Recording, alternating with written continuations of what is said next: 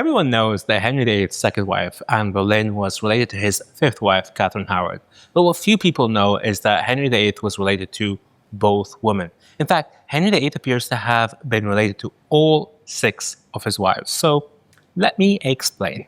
So, despite how closely related they were to one another, Anne Boleyn and Catherine Howard, along with Anne and Cleves for that matter, were actually the three wives most distantly related to Henry VIII, with their last common ancestor with the king being Edward I, who lived around 240 years earlier. Henry VIII is surprisingly closely related to Catherine of Aragon, his Spanish first wife.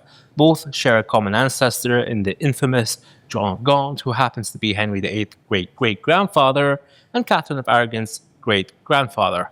However, he's most closely related to his last wife, Catherine Parr, who was his fourth cousin once removed. But that's really not all, because these are just the most direct lineages. Examine the lineage tree more closely and you'll find that Henry VIII is descended from Edward I through a further 5 lines, and so is Catherine Parr.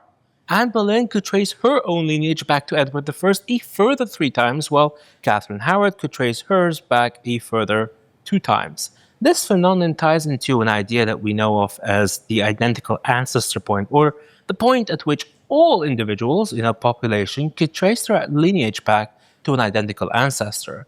And royals, with their inbreeding habits aside, scientists estimate that the identical ancestor point for Homo sapiens lies somewhere between 5,000 and 15,000 years ago, which means that despite Homo sapiens, or humans, whatever you want to call them, being around as a species for close to 250,000 years, there was likely an individual who lived much more recently, around 10,000 years ago or so, that can claim to be the most recent common ancestor of all humans alive today.